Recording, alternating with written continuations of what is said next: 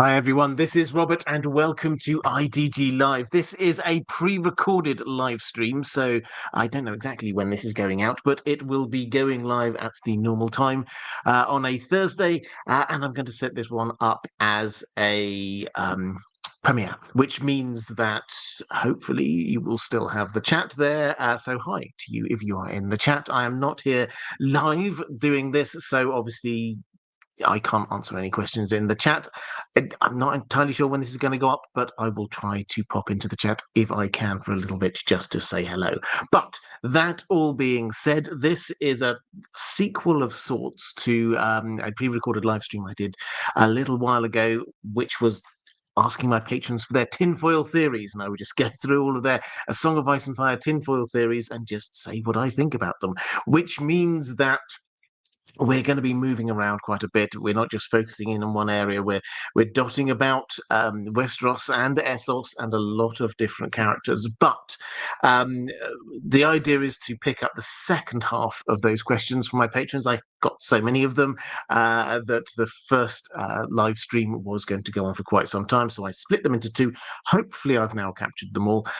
But I quite enjoy doing these ones, so I will probably do another one of these, picking up some questions from down in the comments. So if you are watching this back a little bit later, feel free to drop any tinfoil theories down there. I promise you I will read them and for the previous one, and they will be what we talk about next time. So all of that said, let's get into this. I will just read my patrons' theories out, and then I will tell you what I think about them. First of all, Hermione saying, I don't know if it is considered tinfoil or just an abandoned plot by George R. R. Martin, but what is your view on Tyrion being a secret Targaryen? Especially in the early books, George R. R. Martin drops hints galore on it, but as we progress in the books, it is not mentioned again.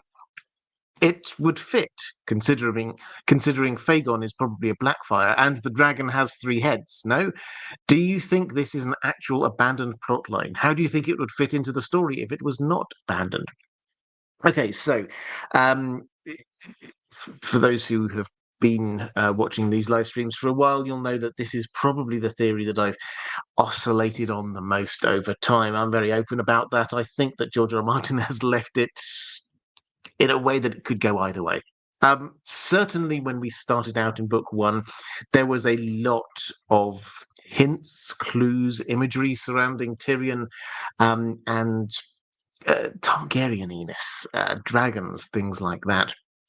For example, he loved gazing into the flames. He adored, was obsessed with dragons. He knew lots and lots of lore about dragons. When he goes to King's Landing, he goes down to where those huge dragon skulls are, and you can compare. George R. Martin clearly did this very deliberately. When Arya goes down there, all of the language is about the shadows and the teeth that being really kind of like almost attacking her in using the language. Tyrion, however, finds them comforting. He thinks that they're beautiful. It's this huge kind of comparison between the two that Tyrion clearly feels at home with the dragons, even though he's never obviously seen a live dragon. Arya does not. She feels very out of place. And this is played up a huge amount, even with the Jon Snow thing, as though emphasizing we're alike, you and I. We're the same. You're a bastard. I'm a dwarf. You know, all dwarfs are bastards in their father's eyes. That kind of thing, trying to create this kind of symmetry between the two of them. In fact, that George R. R. Martin deliberately creates a symmetry between the three, Jon, Tyrion, and Daenerys. When you just look at their big stories, you'll see that these are all orphans whose mothers died giving birth to them, who were raised assuming that Tyrion's Tywin, therefore, isn't Tyrion's real father, by men who were not their father. Um, so this, and they're all kind of placed as these kind of like outcasts in one way or another. So George R. R. Martin is creating this kind of symbolic triangle of these three characters. But then It does all go very quiet. For most of the next 3 books, we don't really hear about that all that much. Tyrion gets embroiled in what's happening in King's Landing and the like, until we get to A Dance with Dragons, where his story arc suddenly gets focused in on dragons again. He arrives, his first chapter is there when Illyrio, he drank his way across the narrow sea, he arrives in Pentos, at Illyrio's manse, and basically Illyrio is there trying to give him some hope, something uh, to keep him motivated to move forward. And that first chapter ends with Daenerys and dragons. And this is Tyrion hearing about dragons. And then through the book, it's him trying to get towards the dragons. Even when you get young Griff, who he's with for a long time, they decide not to hang around and wait for the dragons. They're just going to go after Westeros before that. But Tyrion gets removed from that storyline, moved from that plot line, and heads off with Sajora, and they get taken by various people, but they end up down in Meereen. While he's there with young Griff on the Shy Maid, he is told to write a book about all of his knowledge of dragons. We're coming back to this idea of him being an expert about dragons, being obsessed with dragons. And so when we get to the very end, and even we see it start with the pre-release chapters we have for him in the Winds of Winter, the dragons are there. We get, in fact, in that pre-released, I say that, we've technically got 2, I suspect they will be merged into one, chapter from the Winds of Winter that George R. R. Martin has given us. We get the focus not just on the dragons in the sky, because there are 2 dragons in the sky, but he's playing a game of Sivas, and it's about a dragon. One of the pieces is a dragon which falls to the floor. So this is very much a plot line or bit of symbolism which was there to start with, then faded into the background and then reappeared, which often implies one of those things that George R. R. Martin was thinking about having as a major plot point when he was thinking of this as a trilogy. And he packed a lot of information in because he knew that it would have to pay off quite soon because he only had 3 books. But then as the story expanded and expanded, he had to kind of like put the brakes on it, and then he would introduce it later.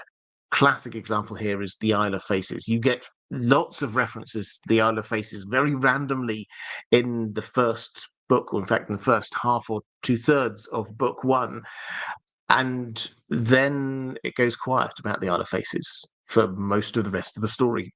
As if George R. Martin is thinking, well, I have to tee up the Isle of Faces here because I've only got a trilogy. But then it's like, actually, I've got 7 books, so I should just dampen down that for a little while, and then we'll come back to it. So, what do I think about all of this? The general feel across the fandom, I think, is that this is possible. Certainly, when you look at the idea here, this is completely new to you, the idea here is that he is actually the bastard-born child of Joanna Lannister, his mother, obviously, but Aerys, King Aerys II, the Mad King.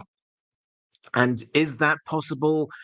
Yes, it's possible. We know that Aerys certainly liked Joanna, and certainly took certain liberties at various times, and he certainly had the kind of relationship with Tywin where he would want to be making a point and annoy him, and so a lot of this kind of like does tie in. The flip side is that actually this works really well. If Tywin is there acting as if Tyrion is not his son, it actually works really well if he is. That brings a whole new kind of character tragedy going on there. And he is the one who, even Jenna Lannister, who comes across as being relatively sensible, she pointed out to Tywin that Tyrion is the son who is most like him. He's the child that Tywin has got, who is like him. His brain works in the same strategic way. There's a coldness to him which we see come out quite a lot more in book Tyrion, it has to be said, than show Tyrion. But Tywin does not like that idea. So, where do I stand on this? I mean, this is definitely it is sort of a theory, but it's one that until we get more, I'm still on the line about. George R. Martin could write this either way. I think probably the kind of deciding evidence will be how Tyrion is like when he meets the dragons, because presumably that will happen at some point in the first bit of the Winds of Winter. We're going to have the Battle of Fire over there, the Second Siege of Marine. Then he's going to all the hints that we've got so far is that the defenders will win that. Tyrion has persuaded the Second Sons, the sellsword group that he's with, to switch sides to Daenerys' side. So after that is done, he will presumably make himself known to Sir Barristan, who is acting ruler of the of Meereen at the time. Sir Barristan will then obviously sort of be very. He will be aware of Tyrion. He knows Tyrion, but he'll be waiting to see when Dany comes back how she might react to this person, who Sir Barristan will know is very competent. He will probably know the underlying tensions with the rest of the Lannisters, but he is still a Lannister, and the Lannisters are the people on the Iron Throne. So he will be waiting for Dany to return to make a decision about that. And at some point, Tyrion will come into contact with the dragons, and we'll see how they react to him as much as how he reacts to them. Okay, Corvus Corax. The theory. Lyanna was this generation's Nisa Nisa. Eddard gave Lyanna the gift of mercy with dawn, and when he did, the blade began to glow. Any flame-melted tower bricks had to be hidden and buried in cairns. That is why Ned didn't claim the blade for himself and rushed Dawn to Starfall, where it has not been seen in public, nor has a new Sword of the Morning been named. So I like this as a kind of a more thematic kind of theory. The practicalities, I think, don't quite work for me here. The Ned was never going to claim the blade. I mean, he's too honourable. Whether or not you think that it's a bit suspect that he diverted himself to take that straight back to Starfall is neither here nor there. He's too honourable a person to take what will be well known in the Seven Kingdoms as being the sword that belongs to House Dane, and has done for millennia. He wasn't going to claim it for himself.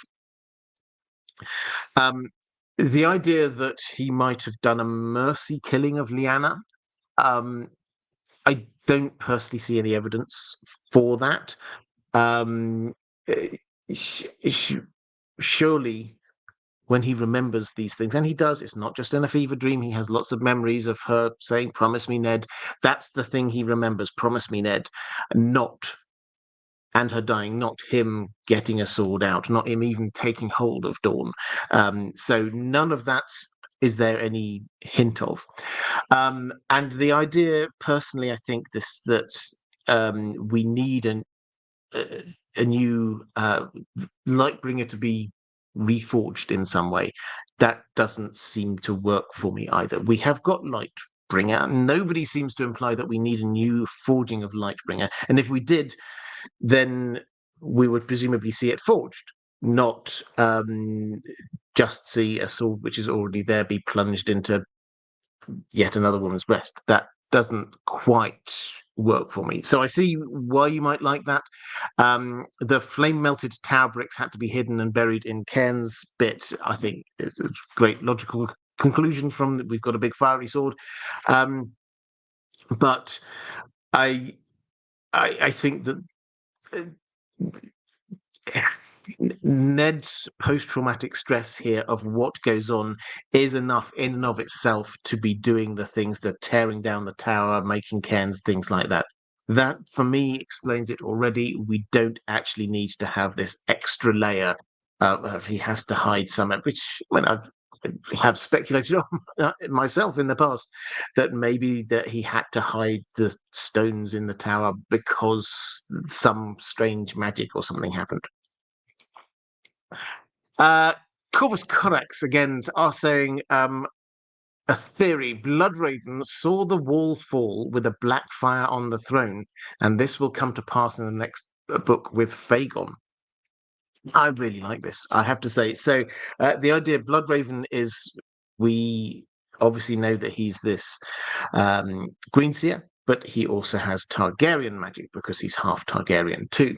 And so kind of combining these, the idea that he might have had some visions of the future to do with the prince that was promised, the second long night, yes, absolutely. And all the evidence we have seems to suggest that he is working to find the prince that was promised, to support them, all of that. So the idea that he might have had his own visions works for me.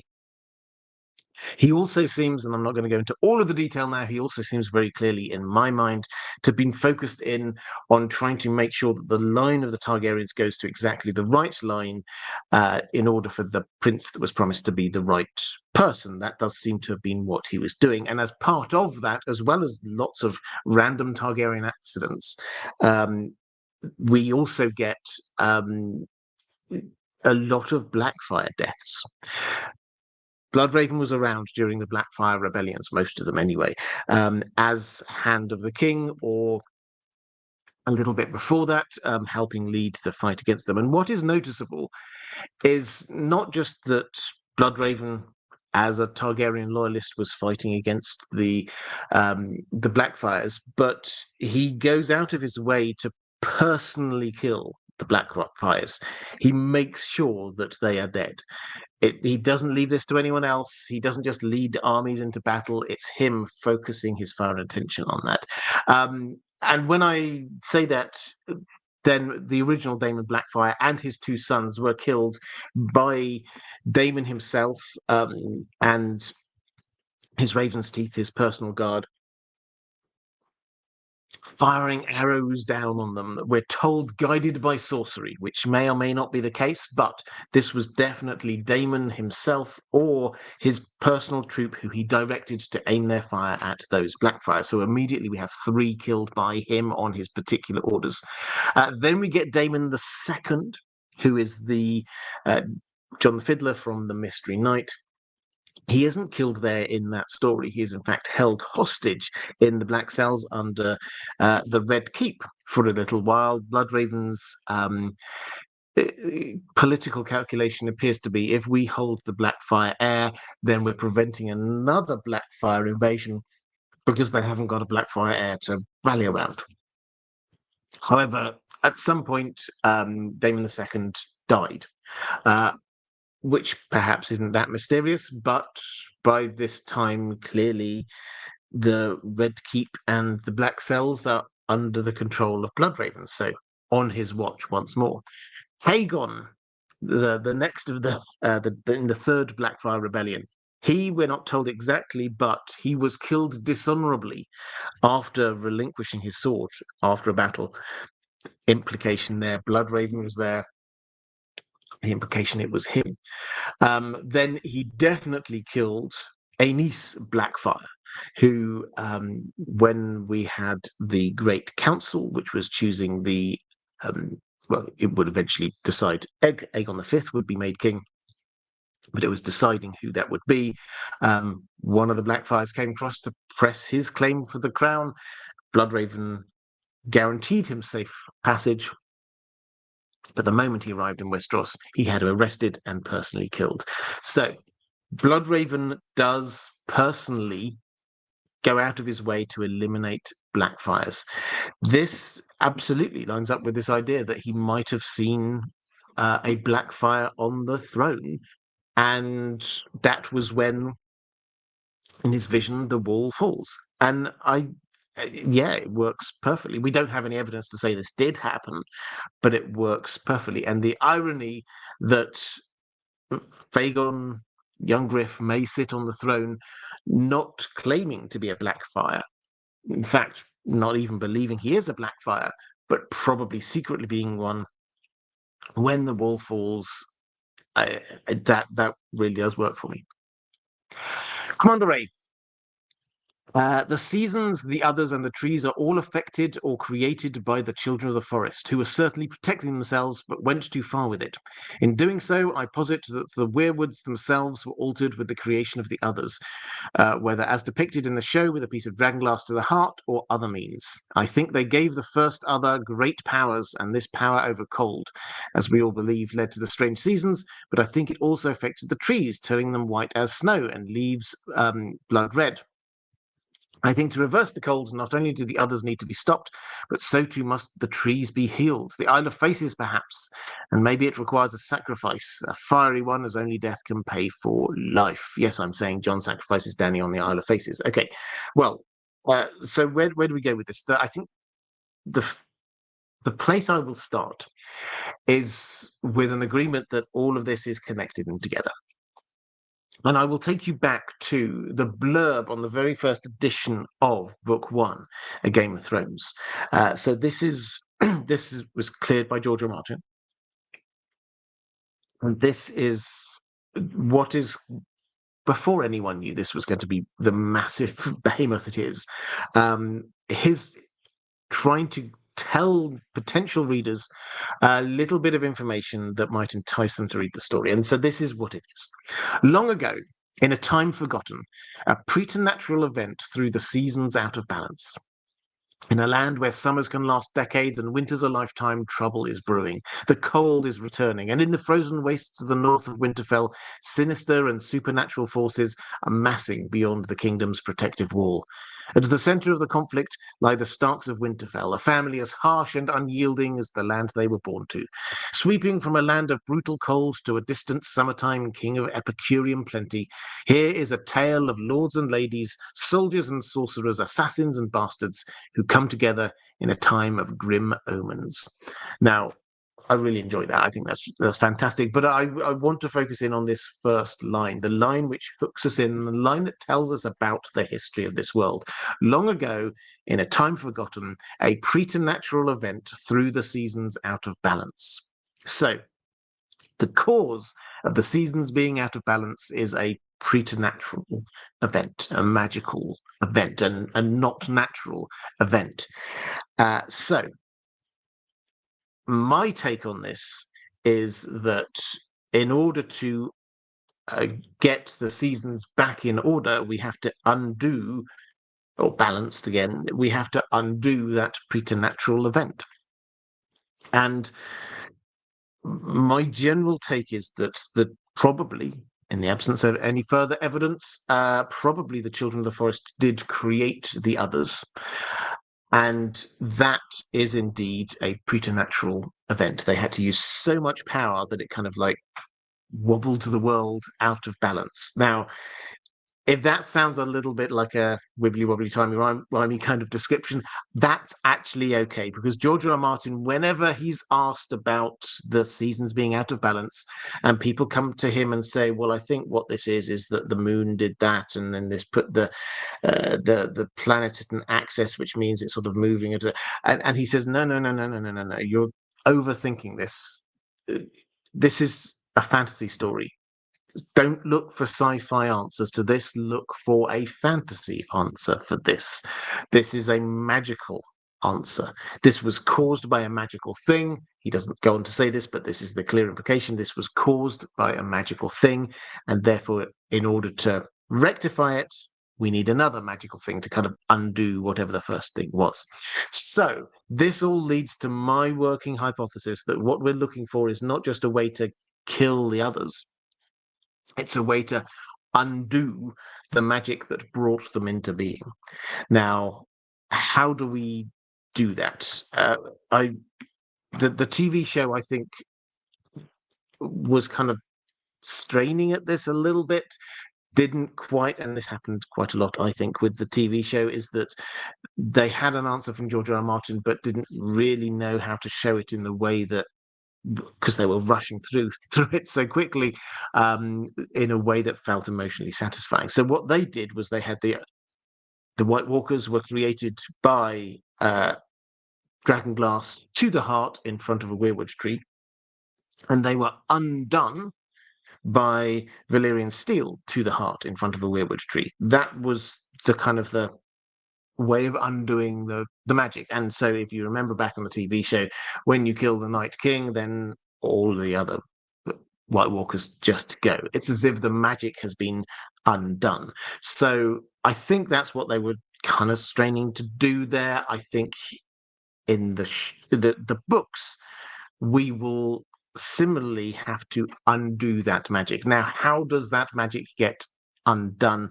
The what you're suggesting about a sacrifice, a fiery sacrifice, um, in the Isle of Faces. I mean, I'm not saying no to that.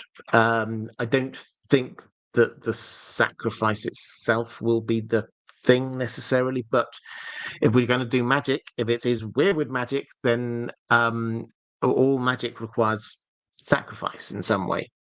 So possibly. Marcus Rissman. Hello and 7 blessings, Robert, and to you too. This is in no way an attempt to shoehorn in my favourite mystery, the Rosby Ward, with all its endless possibilities and the ways it could have affected the story, but a tinfoil theory I came across on the Song of Ice and Fire subreddit, that Varys might be, or at least be behind, the ward in Rosby. It would explain where he's been hiding all this time. Could position Rosby as a Fagon supporter, and given his mastery of disguise, why not? Okay, so Rosby and the ward of Rosby. This is a mystery which sort of appears a couple of times in the last couple of books in the Song of Ice and Fire. Rosby itself, just so you can kind of place it in the map in your mind, is it's a small castle with a few surrounding buildings, farms, things like that. One of the characters describes it as little more than a widening of the road. So it's not hugely important in and of itself, but it is on an important road, which is the road which heads up to Duskendale. It is really close to King's Landing, so strategically where it is quite important. But it's just a small castle. Now, Rosby is therefore often, and we get Rosbys involved in this story if we go back through history quite a lot because of their proximity to King's Landing. This is one of the closest places that you get to King's Landing that is not actually King's Landing. And so the Lords of Rosby are often in King's Landing for various reasons. The Lord of Rosby during this story is a guy called Giles Rosby, who's quite an old guy. And he does come to King's Landing and sort of come into Cersei's circle. And it turns out that he doesn't have any heirs. At least he doesn't have any children of his own. There's always an heir. If you go hunting, who's the next in line, you can always find somebody who's next in line, even if they are some very distant relative. But he had no children, so this could be a bit disputed. He did, however, have a ward, we're told, and the ward seems to have stayed in Rosby while he goes off to King's Landing. And the first we read about this is when Lollis Stokeworth and her husband are making their way to King's Landing, and they complain when they get there. They complain that they weren't allowed to spend the night at Rosby. The reason being that the ward did not let them. Why is this important? Well, Giles Rosby, very old. Lollis Stokeworth thinks that she actually might well be next in line and should probably inherit this castle of Rosby. The ward presumably also has a claim of sorts. And so the ward saying no to Lollis Stokeworth was basically a way of was it Lollis Felice? Anyway, one of the Stokeworths was a way of saying no, I'm not letting you make your claim. Then Giles Rosby dies.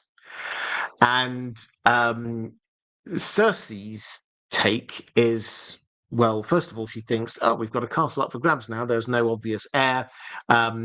Maybe I'll give it to Orain Waters, is her first thought. Her new favourite, the Admiral, who is a lord, but he's also a bastard from the Velaryons, and so he's not going to inherit anything. And so although he's called lord, he doesn't have any lands, and he's kind of like subtly kind of like saying, yeah, I really should have somewhere. He wants to inherit Dragonstone. He's not going to get that.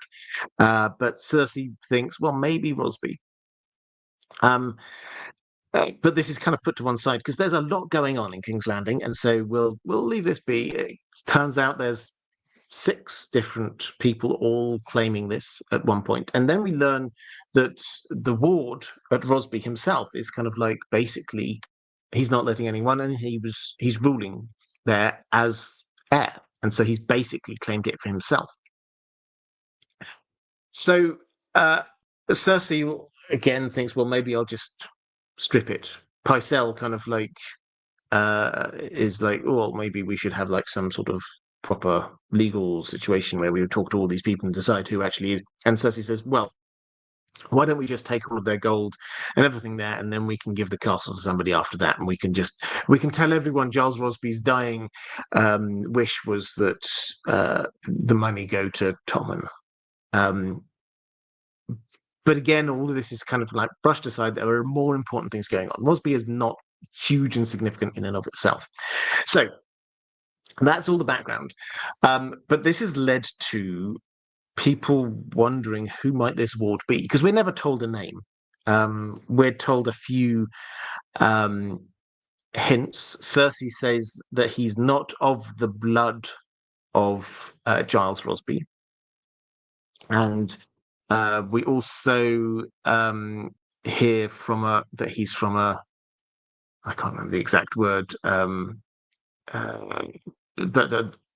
not a great background of like parentage. So, is this a bastard, or is this maybe somebody who's from a family that's quite low down the rankings and people don't really like them? It's never made 100% clear. Probably I think definitely the fan favorite idea is that this ward is a guy called Olyvar Frey. Olyvar Frey is obviously one of the Freys. He was, when all was sweetness and light between the Freys and Robb Stark, he was made Robb Stark's squire. And he heads off on the campaign with him, and um, he becomes really good friends. He becomes devoted to Robb, in fact. But then he gets recalled back up when Robb marries. He gets recalled back up to the twins, and by the time Robb arrives there, which will be for the Red Wedding, he doesn't know this obviously at the time. One of the little red flags that Kat notices is the lack of Olyvar Frey, who would have been an ally to Robb. And she asks, where is he? And the answer is basically he's been sent away. And this is all fine. This is Walder Frey can do as he wants with his household, but it's still okay. So this is one person who would be on our side who has been conveniently taken away, and he's not the only person. So that's a mystery in and of itself. Where has Olyvar Frey gone? And this might all tie together because his mother, Olyvar Frey's mother, was a Rosby. We don't know the exact relationship here, but it means that it would make sense that if Walder Frey sends him off somewhere to be a ward, say, then he might send him back to the other side of his family. This, incidentally, he has done a few different times with other sort of children and the like. He sort of sends them off to, wherever they came from, wherever their mother was. That's where he sends them back to be a ward. So that would kind of make sense. Added to which, we also have the Maester of Rosby, it would appear, we're told in passing, is another Frey, a bastard Frey, who went to study at the Citadel. So the link is strong. And there's also the fact that the Stokeworths, who are clear Lannister allies, were not allowed in, does tie in with this idea of Olyvar, who will have definitely been sympathetic to Robb because they got on really well and he really liked him. And then Robb was killed, and can he really... It's his own family who did it, so maybe he can't really take it out on his own family, but he definitely could on the other people involved, the Lannisters. So all that kind of ties in. And so it's still a small mystery. We don't have huge amounts of information yet, but this seems to me the most likely candidate. Could it be Varys? Well, yes, I guess. Though the timing of the ward there does seem to it doesn't quite add up in terms of that when Varys kind of disappears, and he can't have just suddenly turned up and like said, "Hey, I'm going to hide here and pretend to be your ward." There has to have been some kind of pre-existing thing there which we don't know about. Added to which, he's also a little bit old to be a ward. So the wards are generally they're sort of children. A ward is someone who is um, basically being fostered in a household, brought up, and when they get old enough, then they can go off and do their own thing. Varys is not. We don't get an exact age for Varys, but he's been serving as Master of Whisperers for 2 decades now. So you'd have to say he's at least in his 40s. Which, as I say, is a bit old to be a ward. And is this where Varys might be hiding out? Again, possibly, but my instinct is, given what we see when he does reappear with Kevin Lannister, that he's actually been staying in the Red Keep. He knows all the secret corridors, and that's where he's been staying. Ninja Robo 1 saying, "Hi Robert, I hope you're well." I am, thank you. Here's my contribution. The Crannog men are actually massive. We only ever actually meet the Reeds. What if they're just an exceptionally short family and the rest are gigantic? The Iron Men at Moat Cailin seem to get shot a lot, but don't appear to have actually seen a Crannog man. And others, notably Freys, spout a lot of stereotypes, but again, don't seem to have actually seen any. Maybe the rumours about being tiny frog eaters was perpetuated by the Crannogmen themselves to appear less threatening to the rest of Westeros. Winds will end with the others breaking through the wall and destroying Winterfell before being destroyed by a horde of 8-foot Crannogmen with obsidian knuckle dusters. Well, I love that imagery. So thank you very much for that. Much as I like this idea that we could have got it completely wrong about the Crannog men, that maybe they are giants, really, and everybody's just got this misconceptions about them. I like that, but I can't see any kind of evidence for this.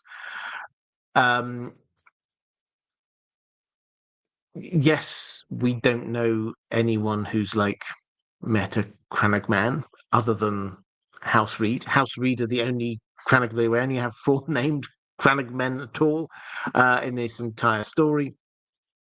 So yes, theoretically they could be hiding in there, but given the fact that Ned clearly knew them, and there's never any hint there that he thinks that they're giants. And then Mira Reed, when she's telling Bran the story of the Night of the Laughing Tree, she mentions, when talking about Howland, her father, that Crannog men are smaller than most. Now, she's got absolutely no reason to lie to Bran. She could have just said, us Reeds are smaller than most, or Howland was a small man. She could have said all of those things, but no, she says Crannog men are. Why would she do that when she's just talking to Bran? There's no need. So I like the idea, but I don't think there's much supporting evidence there. Stephen Donnelly saying, "Hello, Robert. I have wondered whether Patchface is a long-lost descendant of Sarah Targaryen, which may partially explain his prophetic tendencies. As I think we last heard of Sarah in Volantis, and likewise Patchface was discovered in Volantis by Lord Stephen Baratheon many years later." Okay, so Sarah Targaryen, for those who do not know, she is daughter of Jaehaerys and Alysanne, and there was a big scandal around her when she was growing up. which was it's basically a sex scandal. When you read exactly what happened, then you think, well, yes, this is a bit risque for the time, and for sort of public facing, and Jaehaerys was really quite prudish about all of this, it would appear. But he slams down hard on her and basically says, this is out of order. And he kills one of the men involved. There were 3 men involved. He kills one of the men involved in hand-to-hand combat.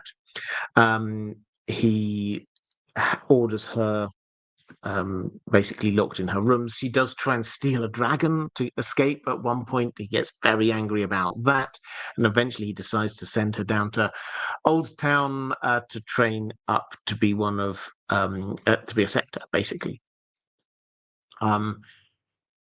And she escapes from there. She gets on a boat. She goes all the way over to Lys, where she becomes, or she joins a brothel, and from there she sort of seems to go up in the world. She becomes a madam. She moves to Volantis. She owns her own pillow house there, and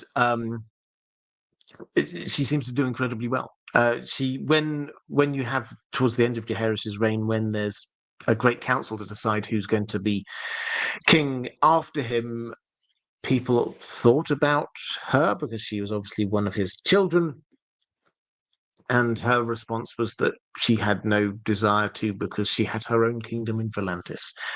So that's the story. The kind of the heartbreaking bit here is that clearly this played into the relationship between Jaehaerys in particular and his daughter. He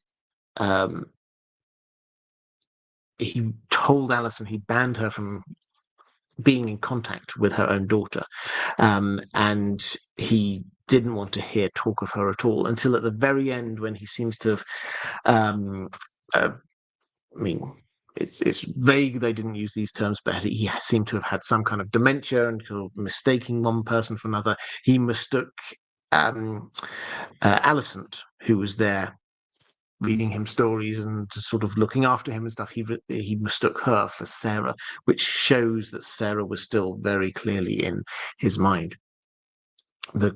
Probably the greatest regret and tragedy that he had. So that's the story. Would she have had children? She definitely did have children. We're told that one of them was the spitting image of Jaehaerys when he was younger. Does this mean that she probably had descendants in Volantis? Yes, almost certainly. The thing is, the people in Volantis, those within the inner city, inside the Black Wall of Volantis, they consider themselves to be pure blood, effectively. They are descendants from the Valyrians. And so they have those kind of same Valyrian features. So, is it possible that Patchface is one of the descendants of her? Because this, let's not forget, Jaehaerys was 250 years before the story we've got right now. So, or when Patchface came in, then we're certainly well over 2 centuries. He's quite a few generations down. So, is it possible that he could have, because he was a slave? Let's not forget, he wasn't a free person. He was a slave. He has tattoos over his face, slave tattoos over his face in motley. He was brought back by Steffon Baratheon to amuse his children, basically. So could he be? Yeah, he could. We don't have a history of Atlantis. We do not know what happens there. That's absolutely possible. Also, probably quite unlikely, but it's absolutely possible. Might this explain his prophetic tendencies? So, as far as we're aware, these only came out after the drowning incident. So, Steffon Baratheon comes back. Patchface is on the boat sinks. It's thought everyone dies. A week or 5 days or something later, Patchface is found washed up. Everyone thinks this is just another body. Then he kind of wakes up, but he's not the same as he used to be. He's clearly different from what he used to be. And his little rhymes that he would sing are quite often prophetic. Now, it's probably an important distinction to say that the people in the story don't seem to notice. And why would they? These are very vague kind of prophetic utterings about things that happen under the sea. And it's only when we sort of look back at them that we go, he's talking about the Red Wedding there, that kind of thing. So Melisandre clearly thinks he's dangerous. She can sense something magical going on with him, but most people can't. So the implication is that he didn't have this ability or whatever it is before the sinking of the ship, and it happened afterwards. That to me doesn't seem like a Targaryen thing. And similarly, he doesn't seem to have dragon dreams of some kind. He doesn't seem to have anything very fire related or anything like that. It's very much under the sea, this and that. His magic and his whatever way he has of seeing the future comes through this prism of under the sea. Ninja Robo 2 saying if I can have a second one. Yes, absolutely. I present the answer to all the riddles. N plus L equals J. And for those who aren't au fait with this kind of thing, this is a theory that Ned and Lyanna had a child called John. So we're in the incest world once more, which whatever we may think of it, and I suspect I know what most of us think about it, this is very much present in George R. R. Martin's world. So Ninja Robo says, this explains Ned's complete mental breakdown, tearing down towers for no reason, forgetting to bring his friends' bodies back north, then blocking the whole thing from his mental and never thinking about it in his POV, and getting really dark when Catelyn brings it up. Benjen fleeing Winterfell in disgust to get a new family with the Watch and their incredibly strained relationship thereafter. Ned telling Robert he never knew Lyanna properly, not like he did. Ned's cold relationship with Cat. She often thinks about how distant he is, and he usually calls her my lady. Promise me, Ned, to raise their joint son together properly, which Ned insists on doing despite Cat's objections. And the tin on the foil, Ned thinks positively of Rhaegar because Rhaegar was helping them to elope to Dawn.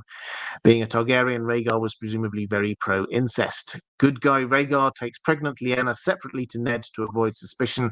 The whole Brandon misinformation thing happens, leading to the war, which Ned has to take part in to maintain the facade. Rhaegar asks his best buddy Arthur to guard Lyanna while the whole war thing happens, but doesn't tell him why. Then Rhaegar dies and is thus unable to tell Arthur et al. To let Ned into the Tower of Joy, leading to that whole debacle. Okay, so there's a lot there. I should probably say out front that I don't agree with this one, which probably shouldn't surprise you. And the main reason, although I won't major on that now, I will do another live stream, perhaps a pre-recorded live stream with all of the evidence here. R+L equals J. Rhaegar and Lyanna had a son, and that was John. The mountain of evidence that is there is huge. So we're putting against that some thoughts of maybe it happened this way compared to the mountain of evidence that we've got in favor of R+L equals J. So that's the first thing. Then you talk about Ned's post-traumatic stress. I don't think perhaps being because he was in love with Lyanna, I don't think we need an extra level for this. Let's just boiling down to if we take R+L equals J as true, or even if you think it's some other variation of that, Ned has just, as a very young person still, gone through a war which has been completely avoidable and was caused by his family in some way. Yes, Aerys was this driving force for it, but Lyanna went off with Rhaegar. And that sparked Brandon to go charging down to confront the Mad King, or Rhaegar and the Mad King. There's a very good chance that Benjen might have been able to stop a lot of this by saying what he knew, but he didn't do it. All of that is weighing down on Ned, and all through it, he has to accept the fact that his sister, who was supposed to be marrying Robert Baratheon, actually decided to go with someone else despite his advice. He then discovers that she's now got a child and she's died, and he has to look after this child and pretend this child isn't hers. And he has to lie to his best friend. Everything is just too much for Ned. And that does not need extra levels to explain his post-traumatic stress. For me, he has been through so much in 18 months, that man.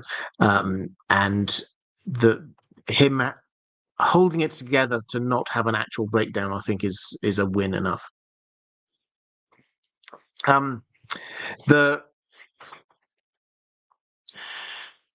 The Targaryens, other points you making, Targaryens being or Rhaegar being presumably very pro-incest. I think, for me, I think it's important to make this distinction that the Targaryens are not, in my view, pro-incest. They are pro themselves being okay with that, because they're trying to retain the purity of the blood of the dragon. And they think that they're different to everyone else. We never read of the Targaryens saying everyone should be allowed to do incest. That doesn't ever seem to cross any Targaryen's mind. They don't actually care what other people do. You worship the faith of seven. That's fine. Do you. We're different. And that is their stance, rather than trying to be promoting it elsewhere. That doesn't seem to be what they're wanting. And then also this idea of, Ned and Rhaegar being close enough to come up with a plot that would rip apart the Seven Kingdoms. I can't see any real evidence for. Ned clearly had been around Rhaegar a bit. He thinks about him. He seems to have views on his character, but there seem more sort of like observational views of somebody rather than my friend Rhaegar was not like that. It's like he didn't come across as. That's the feel we've got here. Ned thinks that Rhaegar didn't seem the type to frequent brothels, but he doesn't say Rhaegar didn't frequent brothels. That was just that language distinction, I think, is quite important because it shows that Ned is just observing somebody from the outside rather than actually knowing what they were like. So yeah, this doesn't hang together for me, but those nitpicks are, for me, much less important than the huge weight of evidence that R+L = J is true. Johnny Sariani, Johnny Sariani saying, "Good morrow, Robert, and to you too. Please poke holes in this theory that I came up with on a whim, as I'm sure it's very wrong, but I can't recall enough details in the moment to disprove it. Night's king was Azor Ahai, and his wife, the female other, was Nissa Nissa. This is why no one knows what happened with Night's king, as well as the whole story of the last hero and the long night. They are one and the same. Jon Snow is Azor Ahai reborn, but that also means that he is the new Night's king, the king in the north, the true north. However, this time, instead of wedding a magical woman of ice, he will do so with one of fire, Daenerys. Just like last time, he will have to kill her to end the long night. Old Nan told Bran that the Night's King was possibly a Brock Bolton, but more likely a bastard-born Stark. But that's just what the Starks want to tell themselves. He may have been a true-born Stark, maybe even named Bran. So, where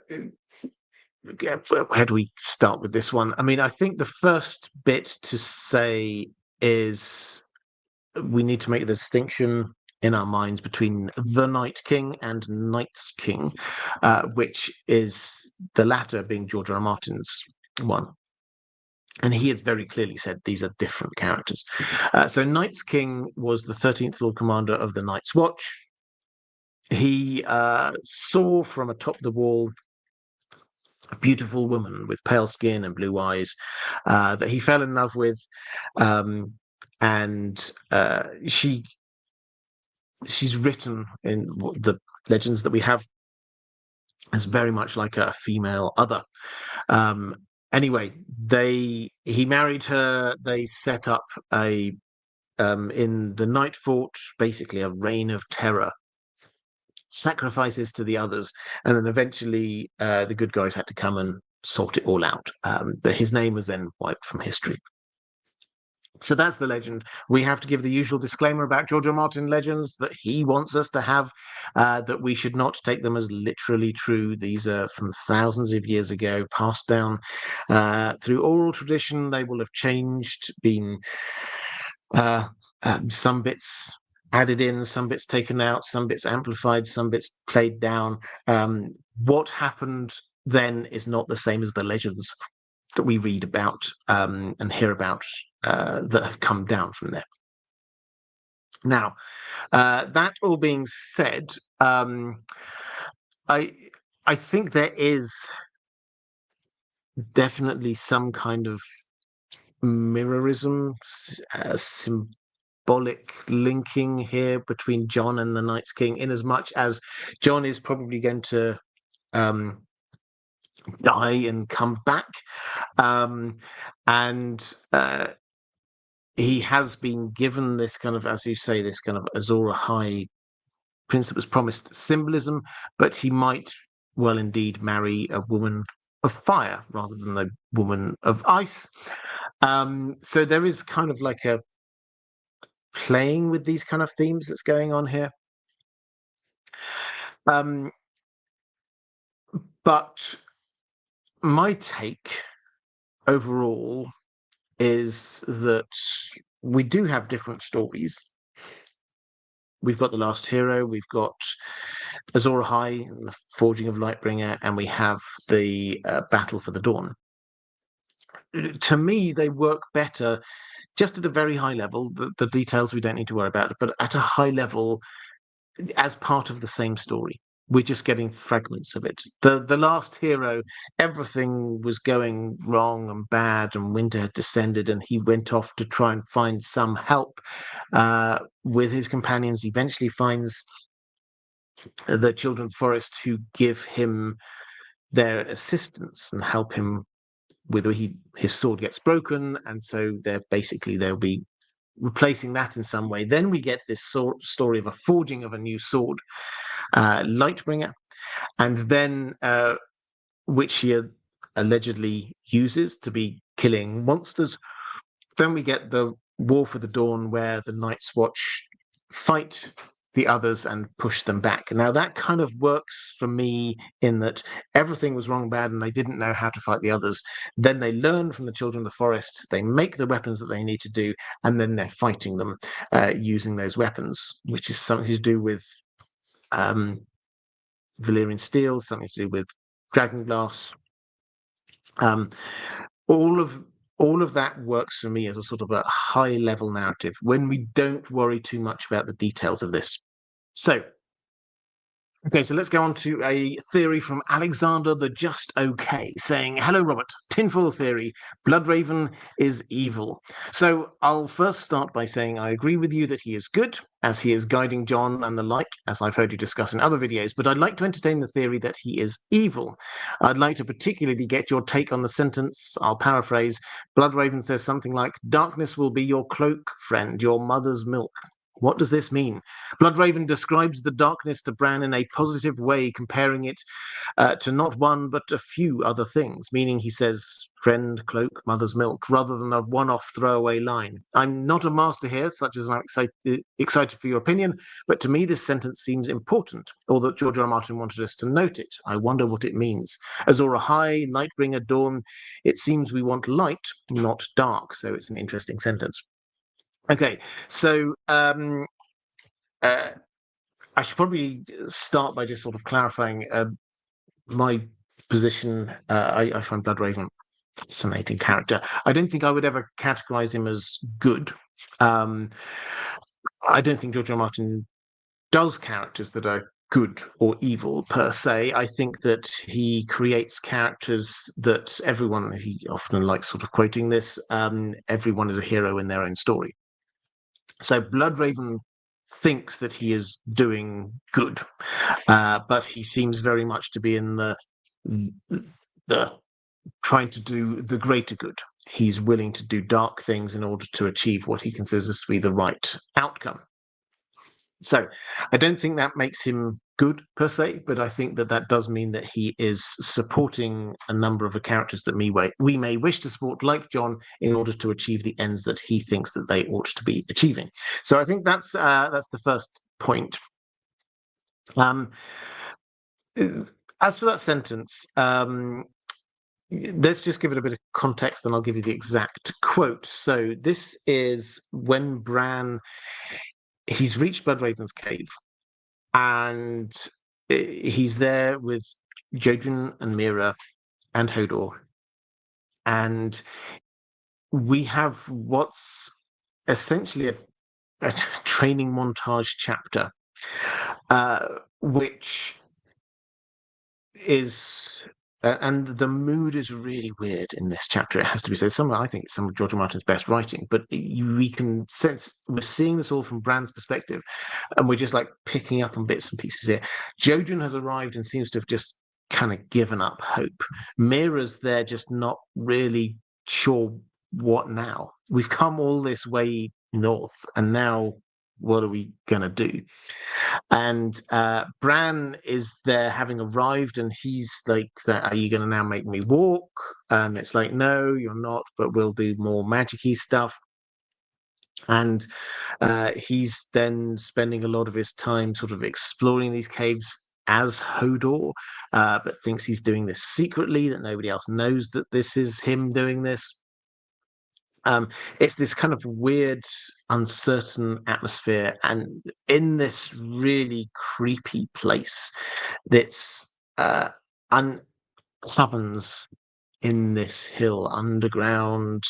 We have room full of bones and skulls. We have this scary ancient guy who's hooked up to the Weirwood network, which is a weird thing in and of itself. He's there with roots going through him. He cannot move. There's one that comes out through his eye socket. It's really grim and kind of grisly. And we have Bran, this small child, who he is at the time. But forget the TV show age. Well, I don't know what age the actor actually was at the time, but he's still a lot younger here. I think he's about 8. So he's still a small child.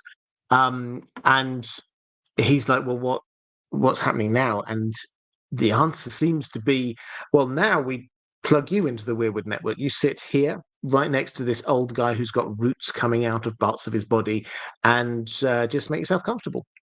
Um, and the implication is you're going to stay. That's it. We brought you up here. We'll make you stay. And Mira's talking about, when we leave, but not you. You'll be staying here. And so this is the idea that he's got, that he is now going to be stuck there. And we get this. There he sat, listening to the hoarse whispers of his teacher. "Never fear the darkness, Bran." The Lord's words were accompanied by a faint rustling of wood and leaf, a slight twisting of his head. "The strongest trees are rooted in the dark places of the earth. Darkness will be your cloak, your shield, your mother's milk. Darkness will make you strong." Um, so he's almost kind of reassuring him. He's trying to give him, yes, you're going to be stuck here in the darkness. You're not going to be able to get out, but don't be afraid of it, because by this point, Brynden River's Bloodraven is half tree, really. And that is where Bran has to be. So he has to start thinking like a tree as well. And trees are half underground. So that's the kind of the feel we've got. But there's one other sentence which I think we should probably just note here, which follows on from this. The moon was a crescent, thin and sharp as the blade of a knife. And that is a phrase which is repeated throughout this chapter. It kind of like, it's like this drum beat that happens 4, 5, 6 times maybe. And I think the idea is that it's almost like we're supposed to see this as a passage of time. The moon is once more a crescent. We've gone through a whole month, but this is sharp. This is dark. This isn't like the moon being a reassuring presence. Thin and sharp as the blade of a knife. This is darkness. So I absolutely 100% get this idea that Bran is being told to embrace and like the darkness and the macabre nature of what's going on here. We've not even talked about Jojen Paste, which is sort of happens in a little bit here, but this is a dark, dark chapter for Bran. So absolutely, we're supposed to think of this as not that good. But then, does this mean that we should think of this character as evil? I think we should think of him as being multi-layered.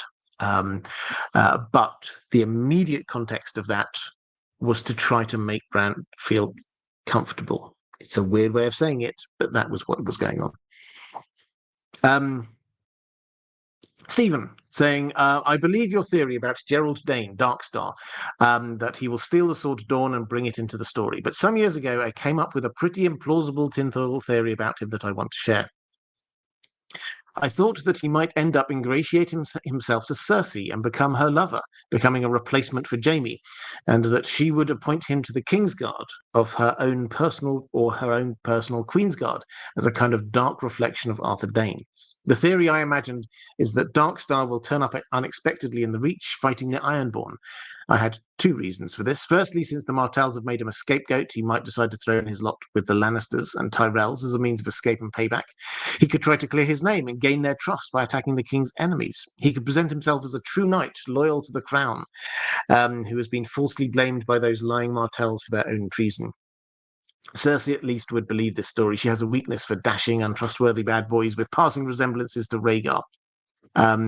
And she is a bad judge of character. Wouldn't it be just like her to fall for the actual man who tried to murder her daughter? Another part of this theory was my idea that rather than Dawn, which isn't really suited to Darkstar's style anyway, he would acquire his own sword. He is of the night and not the morning. Dark Valyrian steel is a much better fit for him than Dawn. And it just so happens that one of the Ironborn, Haddas Harlaw, has a Valyrian steel sword that is up for sale to a deadly fighter who can pay the iron price. And the sword's name is Nightfall.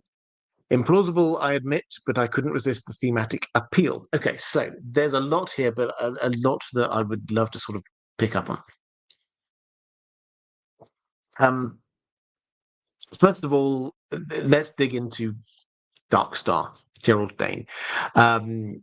He's a book-only character, so if you're not 100% certain of who he is, that's fine. He is from a cadet branch of House Dane, and he is kind of enlisted in with Ariane's rather abortive plot to put Myrcella onto the throne. That all goes wrong.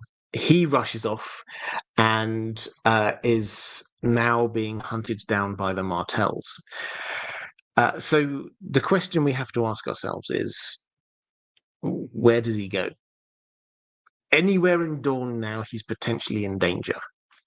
So my working theory has been for a little while now that he probably will. We know that he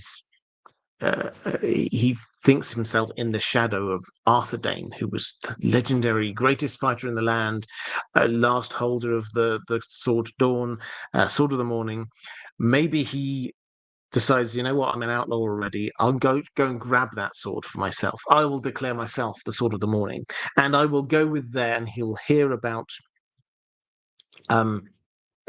Fagon's invasion, young Griff's invasion, and he will think, okay, why don't I tie myself to the king? The invasion goes fine. They win King's Landing. He presents himself there as a potential member of the Kingsguard, which appeals to young Griff. This is a famous name. And the Sword of the Morning. This would bring echoes of Arthur Dane. We know already that John Connington has been thinking, the members of the Kingsguard, they should be symbolic. They should also be trying to bring favors from big houses. So this idea that you might get Gerald Dane joining the Kingsguard seems to work. And that brings the Sword Dawn into play. at some point I'll do a proper video on it, but it would not surprise me if that has a big role to play in the story to come. And so that coming to King's Landing would bring that sword into play.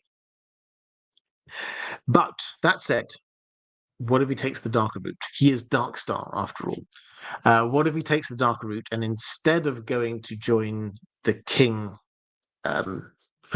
King Aegon VI, maybe he decides to go and join forces with Cersei. And all the things you say here are absolutely right. She does have a soft spot for people with a passing resemblance to Rhaegar. She is a very bad judge of character. She would very clearly see this as this is a win for me, having this guy on my side. She wouldn't see the Martells as being against her. She'd just see, well, of course they are. That wouldn't be a loss to her. I also really like this idea that his sword should be Nightfall, because he is the sword of the evening. Effectively, he's not the sword of the morning holding dawn. He is Darkstar, so he is Nightfall, and that works really well for me. So all of that kind of hangs together. So might this be the case? I think it's possible. The fact is, though, that Darkstar appears to be a plot necessary character, by which I mean George R. Martin hasn't just created a cool character for no reason whatsoever. There was a need for a Dane in this story. The biggest example we have of one of when he abandoned the 5-year time break, which I'm sure most of you know. At one point, he was planning on there being a 5-year time break between books, just so all of the characters can age up a little bit, the dragons can get a bit bigger. He eventually abandoned that. However, that meant that one small character, Ned Dane, who we meet, also doesn't get to age up, and he's decided that clearly that whatever that character was intended to do, he needs another Dane who is older to do it. And so he created Darkstar for that purpose. This is accepted wisdom among the fandom at the very least. So he seems to have a slot imperative for him being there, and given the fact that he's not just going to be this paragon of virtue coming in holding the sword Dawn, it's going to be a lot more complicated than that. He is, however, almost certainly, I think, pardon me, the person who will bring the sword Dawn into the main part of the story. And for me, that is going to be more likely to be King's Landing than it will be hiding out with Cersei. So Magrafrost13 saying, I have so many tinfoils I'd love to hear your take on, but I'll start with one of my own. Balerion injured himself. I think this is actually just the most straightforward explanation as to what happened to Balerion while he was off with Arya. Balerion wounded himself in a desperate attempt to rid himself of the very same parasites that infected Arya. When you look at what we know about these parasites, that they could reach the size at least of a human forearm and needed very high heat to survive, I think it makes sense to imagine they would be wanting to infect dragons more than humans. If we wanted to get really crazy with this idea, we could even suggest that Balerion didn't succeed, was infected with parasites for the rest of his life, and possibly even got the other dragons in the pit infected with the same parasites, which contributed to their stunted growth. Okay, so I really like the thinking here. For those who don't know, this is a Fire and Blood story. This is Arya Targaryen, the princess back in the time of King Jaehaerys, who for various reasons, jumped on top of Balerion, the Black Dread, claimed him, this greatest, oldest, fiercest dragon of them all, but then clearly couldn't control him, and he flew off, we think, to Valyria, and they were there for a year or more, maybe even as much as 18 months, before they kind of arrived back. This is George R. Martin just sort of bringing out the horror for a little while. We see Arya being brought in to be treated. She's clearly not in a good way. There's some things wriggling under her skin.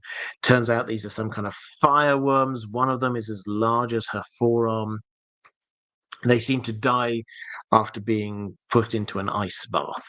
So the clear implication is wherever she went, presumably Valyria, she got infected in some way. These things grew under her skin, and then Balerion brought her back, and they got dealt with. So that's the bit of the story that we focus on most. But the other bit that Septon Bath himself kind of like notes as an afterpoint, that Balerion, the mightiest dragon we know of, was injured as well. And there's two sets of marks. There's one set of marks which had healed over, so presumably had been something that happened quite a bit ago. And there was a fresh mark that was still bleeding, so presumably attacked. And the suggestion is maybe they were attacked by something and that's why Balerion decided eventually to leave. Now,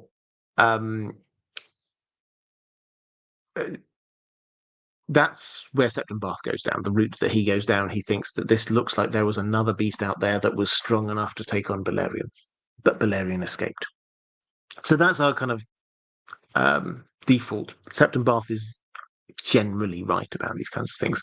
But might it have been Balerion himself scratching away to try and get rid of these parasites? I mean, firstly, is that an effective way of doing it? Perhaps not. I mean, I'm not a dragon scientist, but you can decide that for yourself. I do like the idea. I do like the idea that the real danger was these parasites, and Balerion was just trying to scratch them out, but Arya couldn't or wouldn't or didn't for whatever reason. I do like the idea that clearly Arya Targaryen's body was burning hot. As a Targaryen, she could just about survive it. Arya Targaryen's body was burning hot. Presumably, these fireworms would have also happily settled in Balerion. So all of that kind of makes sense. The bit, though, that I'm not sure about here is this idea that Balerion might therefore have sort of carried on being infected and infected the other dragons, and this affected why the dragons died out. So they were away for 12 to 18 months, which seems to have been enough time for whatever these were to grow inside Arya's body. Presumably, they would have carried on growing or multiplying. And yet, Balerion, after that, lived for a long time, nearly 40 years, in fact. So the Arya Targaryen returned in the year 56 AC. Balerion died in the year 94 AC. So nearly 40 years. In that time, we don't read of any hints of Balerion being in pain, of there being parasites in Balerion, or Balerion sort of scratching himself again. We don't get any of that. So that doesn't seem to kind of work, nor does this idea that he passed something on to the other dragons which might have affected them later, because again of the passage of time. He died in the year 94 AC.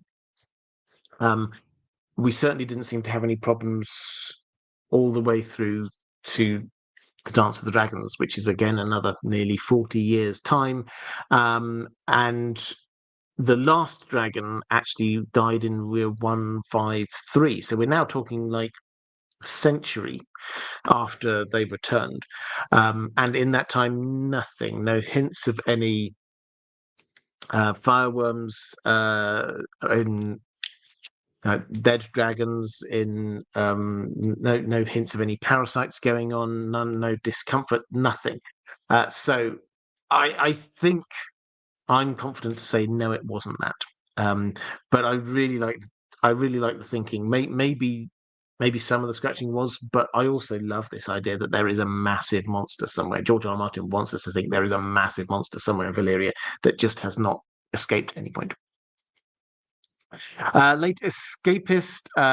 You had a few theories. I've picked the few to go with, so apologies for not doing all of them.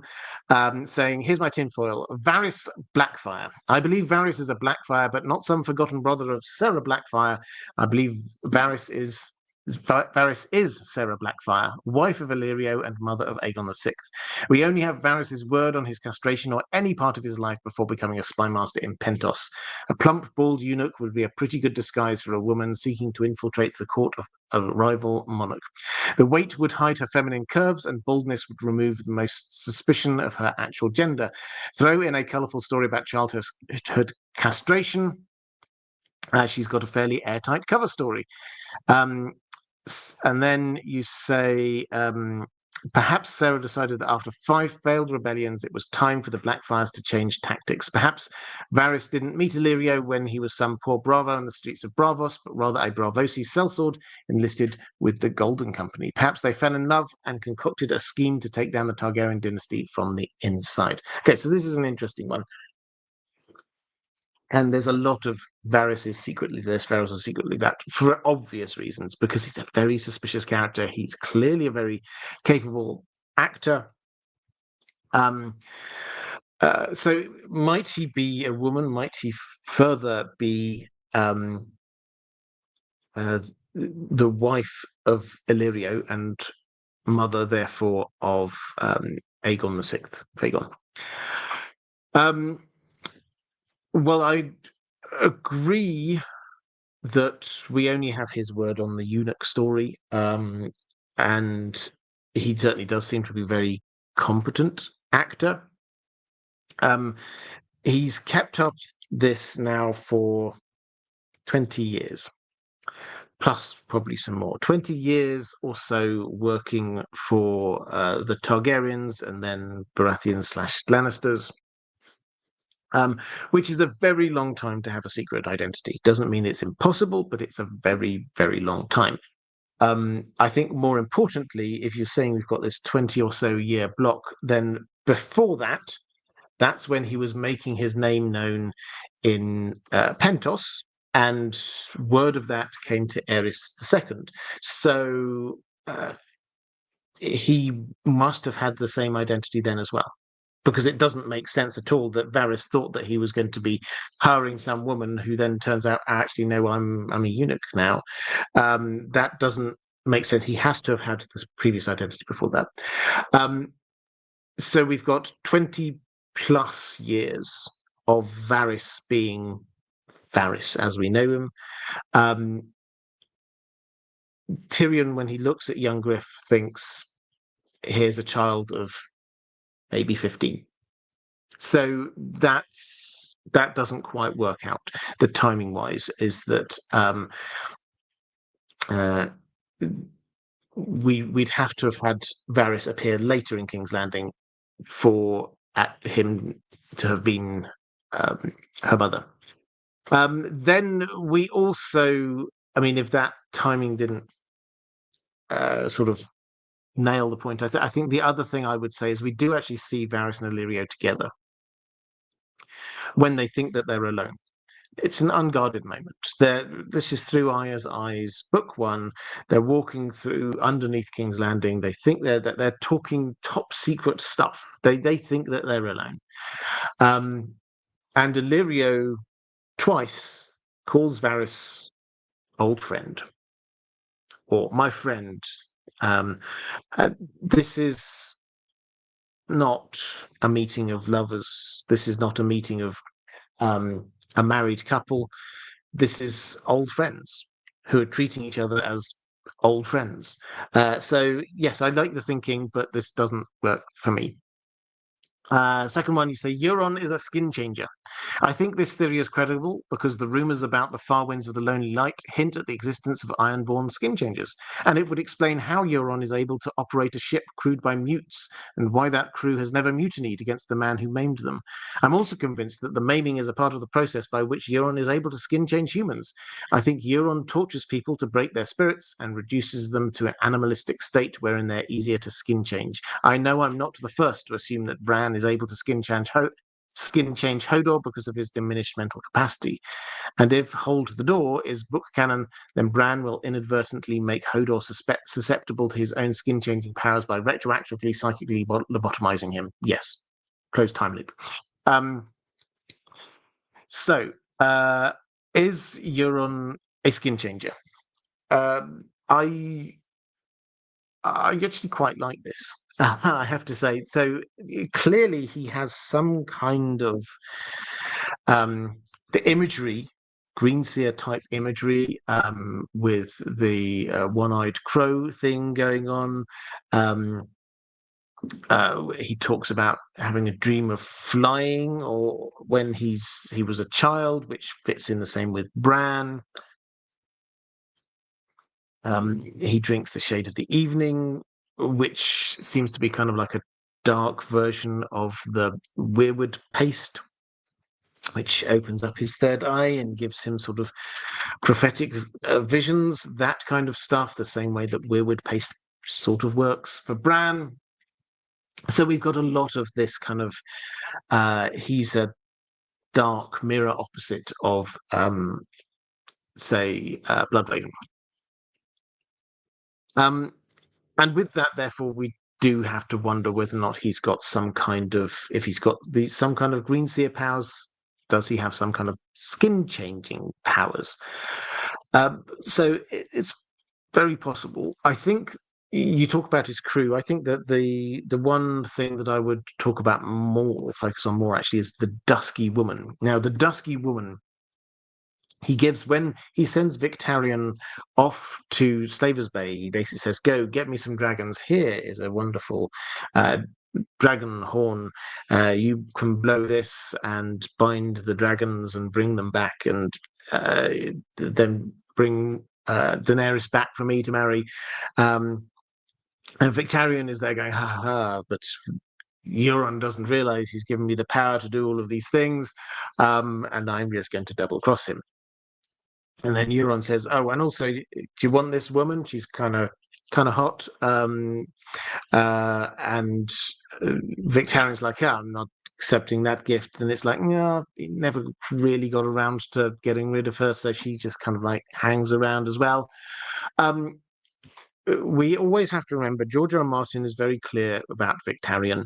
He says that Victarion is, and this is a direct quote, thick as a stump. Um, clearly, Euron is playing him. Victarion thinks that he can do what he wants, and Euron is actually behind the scenes in control of what's going on. The Dusky Woman, this woman that was given as a gift, is there with him all the time. She's his bedmate. She's sort of going around. She's a mute as well, and she is a gift from Euron. And Victarion even thinks 4 separate times in the story, he thinks all of Euron's gifts are poison. He thinks this. He knows this deep inside. This gift, the Dusky Woman, this isn't a gift. This is poison in some way. How is this going to be poison? Well, I think the most logical is that this somehow Euron can see through her in some way. He, in my mind, is perhaps skin changing through her, and so he can see what's going on all the time, and he can sort of control things from afar. So that would be my take. We don't have absolute information on this. The fact that the Dusky Woman is as a poisoned gift in some way, I think, is pretty clear. The fact that Euron will want to know what's going on is also pretty clear. It seems likely that that Victarion's arrival happens at about the same time as Euron's sea battle. So the horn is going to be blown for the dragons sometime around the time that Euron's got the sea battle that he has been deliberately delaying, incidentally. This is just a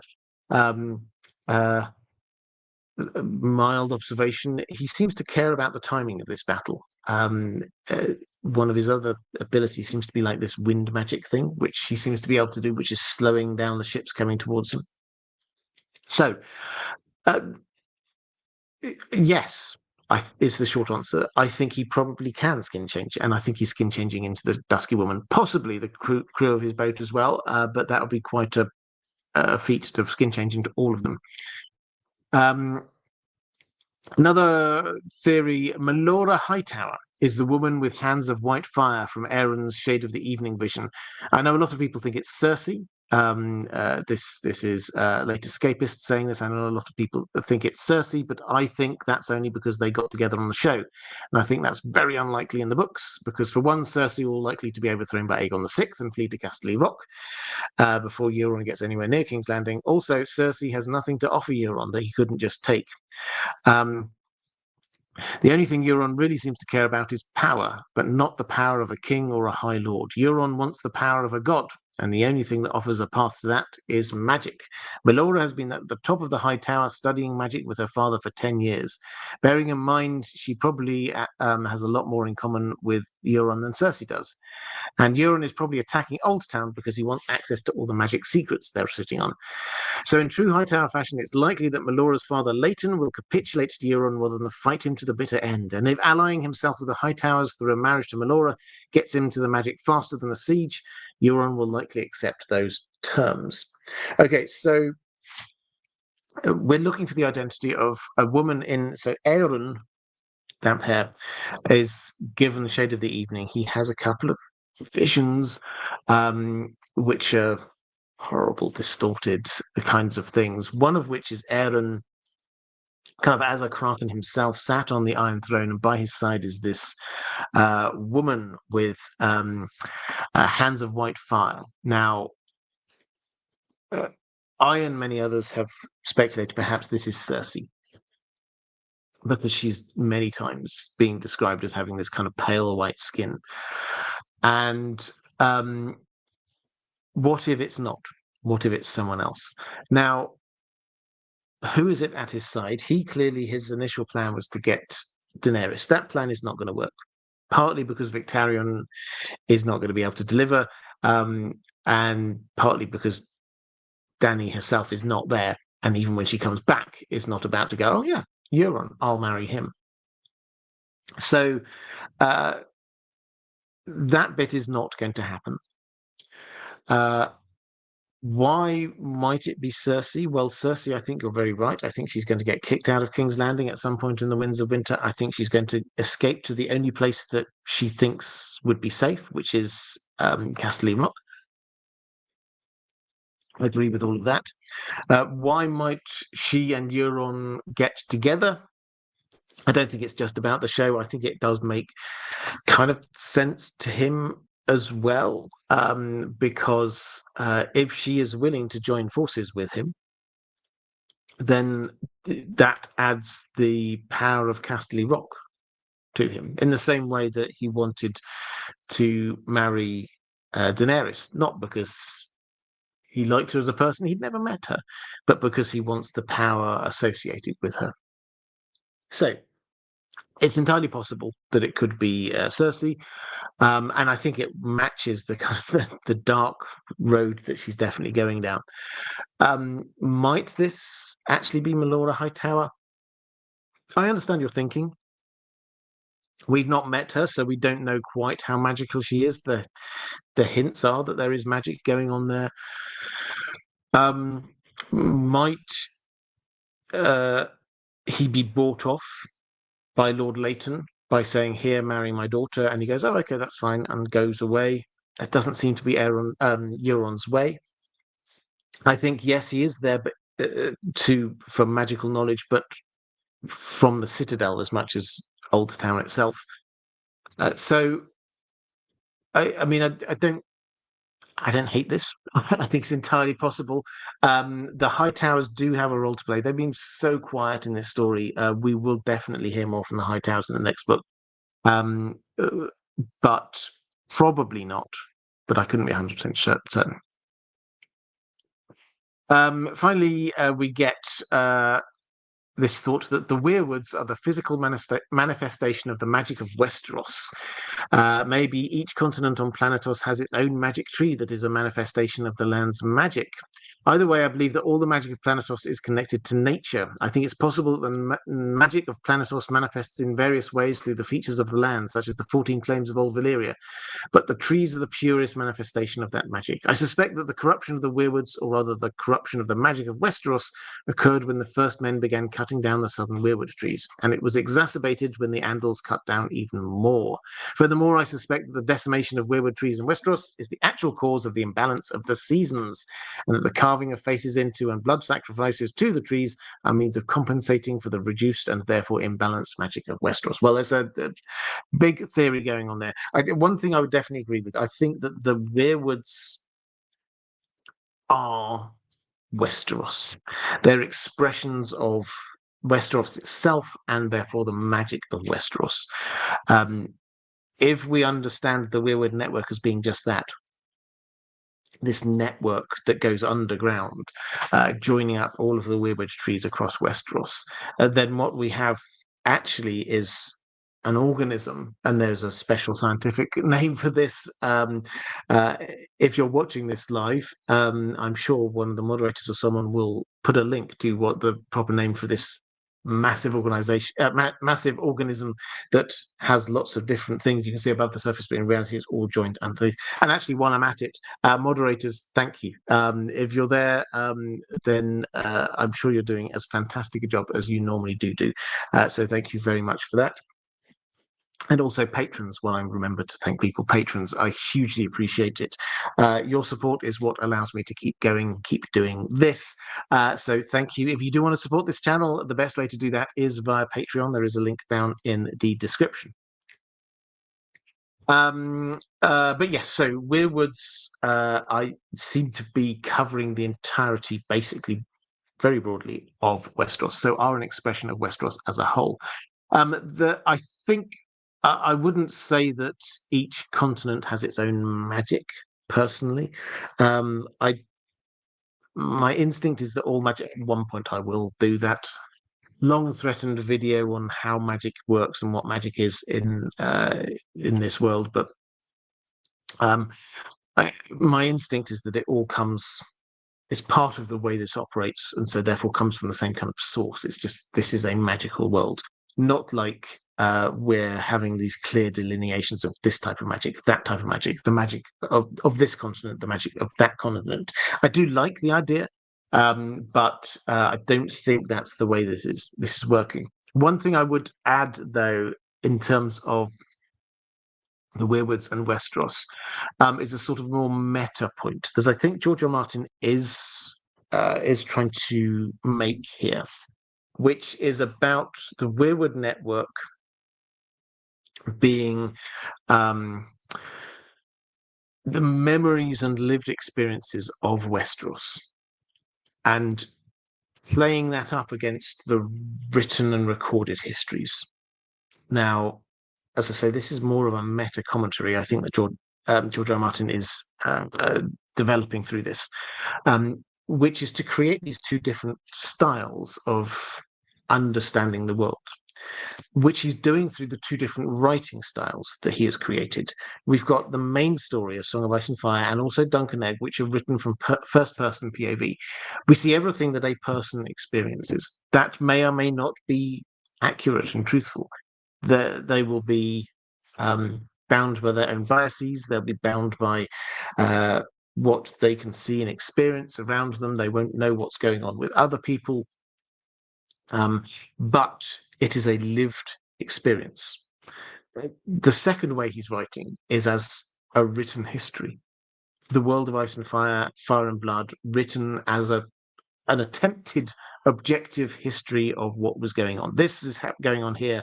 We're not restricted to any one person's POV. We're trying to establish what happened as a whole.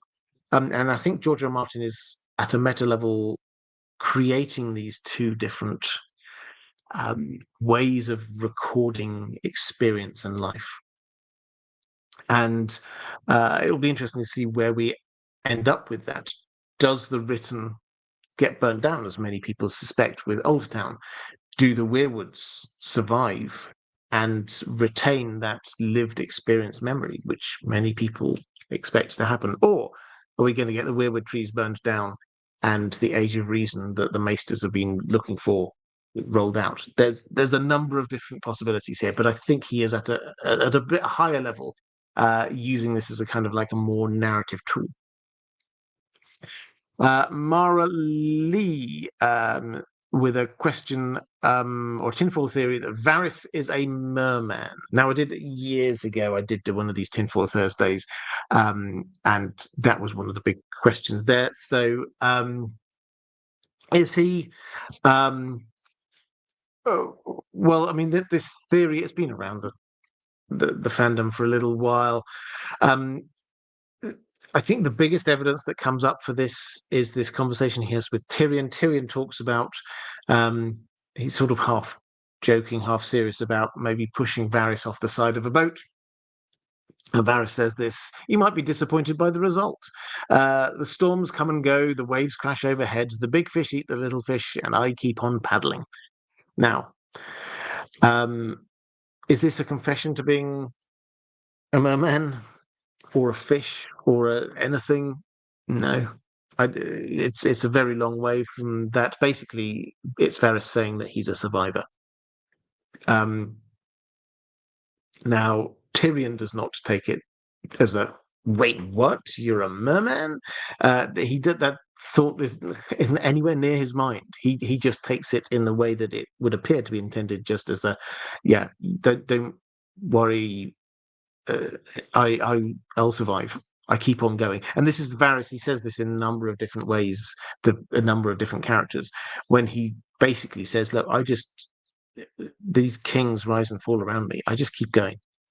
I survive. I manage to carry on. And that's a sort of a thread through what he says to people. So I don't think that's the confession. I mean, other bits of evidence have been sort of come forth, like his smile is sometimes mentioned as being slimy. We obviously don't see his legs all that much. He doesn't have a proper bed in his room. He's just got like this kind of like hard sleeping pallet thing going on. Is that because actually he doesn't sleep like a normal person? He goes and swims out.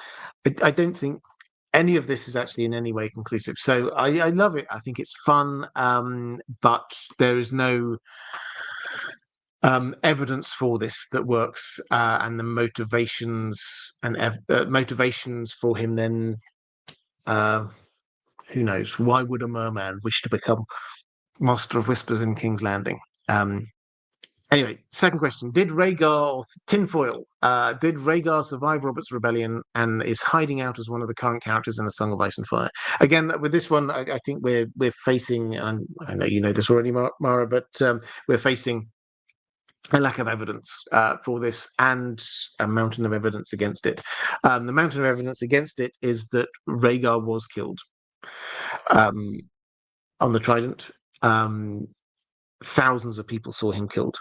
And he was buried. George R. Martin has confirmed his body was burned in the traditional Targaryen style. I mean, it was sort of a throwaway remark from him, but it's quite an interesting one. It implies that his body was treated with respect in some way after the battle, which you'd perhaps not expect Robert Baratheon to do. But it does act as a confirmation that George R. Martin said that he does have a body, in as much as he's dead. Yeah, the mountain of evidence is there that he's dead. I know some people say, "Oh, but there were rubies in his breastplate. Maybe this is maybe there was a glamour placed upon him, somebody else taken over as his body." Leaving aside the logistical issues about whether or not that would still work when they're dead, then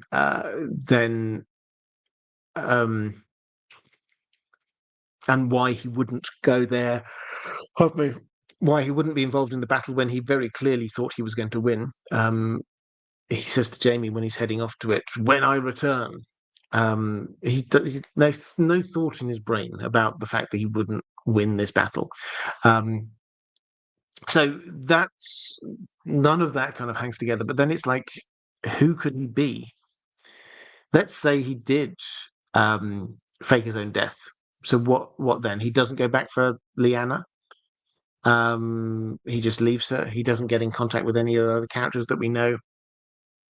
And then now he's in hiding as someone. Who is there that we've got any kind of clue that this might be him? He is, let's not forget, one of the most famous people in the entire Seven Kingdoms. So he couldn't just like whack on a wig and hope to get away with it. He was there as the winner, the star person in the biggest tourney that they'd had for ages. Everybody saw him. Even if they didn't know him before that, they knew who he was then. He was there showing himself because he was putting himself forward as the future king. So he is incredibly famous, and we've got nobody who seems to kind of match that description, or indeed what kind of motivations he'd have. Would he not have tried to get in contact um, with his siblings at all? Would he not have tried to uh, find out what happened to Lyanna? We don't get any of this. There's literally no hint of this. So I like the thinking, but no, I think that George R. Martin has very clearly written a line under this. Michelle Raimo saying, "Hi, Robert. Do you think that Jon will find out who he is from a dragon dream or vision from the old gods while he's dead?" While he's dead, no, I don't think so. I don't think he will die per se. I think he's going to, his spirit will go into Ghost's body. So I don't think that that's when he's going to have any kind of like weird visions like this. I think he's going to be living a wolf's life. How I think he will get this information is from one of the obvious places. Howland Reed, George R. Martin has said Howland Reed knows too much. He's only going to appear later on in the story. So possibly Howland Reed, possibly Bran going out through the Weirwood network and seeing stuff and beyond, and seeing stuff. Possibly, I think it's an outside chance. Possibly Sam might find on the TV show he found evidence of Jon's parentage in Old Town. It's possible. But I think Howland Reed or Bran are more likely. Are the Iron Islanders an ancient mariner civilization who fled the great empire of the Dawn and sailed around Ashai or Ulthos from the other way round, which is why the Far Winds say they came from across the Sunset Sea and why they should sail back? So the Far Winds, they're on the Lonely Light, the furthest of the Iron Islands. They're very different to the rest of the Iron Islanders, and their origin story is that they came from the west, not from the east or from the sea, as some of the Iron Islanders say. So, might this be true? It's possible. Personally, I I think the Iron Islanders as a whole almost certainly first men. If you look at the way that they're described physically, you look at the names that they have. George R. Martin is not a philologist, but he's got an instinctive understanding for and love of language. And so when you look at the names, like Theon is a name from the Iron Islands and from the north. So there's quite a bit of crossover there. And the culturally, yes, they've grown up with a very seagoing culture, but beyond that, it's the feel of it is very similar to the Northerners. This very kind of grim outlook that we're up against the elements, but we will survive. That kind of idea is there, and then also we don't need to go into the detail of this another time, maybe. Naga's ribs, those what they claim are a sea dragon's ribs. These white, tall things on Old Wick, they still seem to me to feel like the remains of a grove of weirwood trees, which turn to white stone over time. So, if I had to guess, it's probably their first men. Perhaps that the Iron Islands were cut off from the mainland during um, the Hammer of the Waters, or perhaps, which seems to have done a huge amount across that middle part of Westeros, or perhaps they just sailed there and settled. I don't know. I don't see any particular evidence the Iron Islanders as a whole came from anywhere other than Westeros. The Farwinds, it's possible that some people did sail there from the west. They are a little bit different. Did Aegon the Fourth poison Viserys II to take the throne early? Possibly. So Aegon the Fourth, this is Aegon the Unworthy, and Viserys the Second. So Viserys II, he was the brother of Aegon the Third, who was the king just after the Dance of the Dragons, and he was Hand of the King to his brother, and then to his sons, before finally inheriting the Iron Throne himself. It sort of went back a generation because neither of those two kings had children themselves. So Viserys became king, and then just a year later, having ruled the kingdom effectively as Hand of the King for a very long time, just a year later died, and Aegon IV took over. It's mentioned in The World of Ice and Fire. There are rumours, there are people who were suspicious that perhaps Aegon IV killed him with poison so that he could become king earlier. We have to be honest, this is one of those things that George R. Martin has not given us the information on yet. We haven't had Fire and Blood Part 2, Blood and Fire, so we don't know the ins and outs of this. Does it fit with the character of Aegon IV? Well, he was Aegon IV for a reason, Aegon the Unworthy for a reason. So it wouldn't surprise, I think, any of us if he did.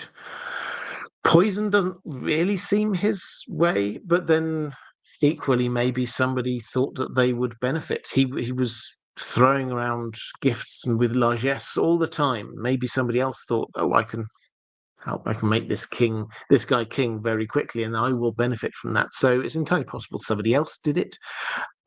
Viserys himself, he was only 50, and he seemed to have been in good health, and seemed to have been very competently running the kingdom when he was there. So it does seem a little bit odd. So if I had to guess at the moment, I would say yes. But that's a guess just from the kind of circumstantial evidence that we've got, and we'll have to reassess this when we do get Fire and Blood Part 2. Okay, so 3 more questions. DickCrabb'sSquire.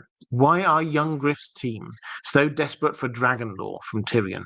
One of Haldon's first dialogues with him is an argument about what dragon was killed by Swan in the Dance of the Dragons, and then they task him with writing down all he knows on the subject. Wouldn't a member of either the Blackfyre or the Targaryens know much of this already? If young Griff was a Blackfyre from the female line, I think his mother would have instructed him in his youth. Griff destroyed Illyrio's letter concerning Tyrion, obviously something in there he didn't want the imp to know. Could Illyrio have informed Griff that Tyrion may possess enough knowledge for the team to pass off some Valyrian fraud found in the Free Cities, pass off some Valyrian fraud found in the Free Cities off as a Targaryen? So why are they wanting this information from Tyrion? Well, first of all, that letter, yes, I'm pretty sure it did say this guy knows a lot about dragons. You can learn from him. That seems obvious. Whatever else was in the letter, that bit seems pretty clear. The first thing that Haldon does is engage Tyrion on some rather esoteric talk of dragons, and Tyrion shows that he's got the knowledge. So that basically was a test. Haldon was testing, does this guy actually have the depth of knowledge that we want? But why? Why do they need this? Surely if they're Targaryens or Blackfyres, they'd have all the knowledge they need about dragons. Well, the answer, I think, is no, they wouldn't. So the Blackfyres would know at best the same as the Targaryens at that period of time when they split off. And then by that point, they'd had 2-3 generations of no dragons. So all of this knowledge had gone.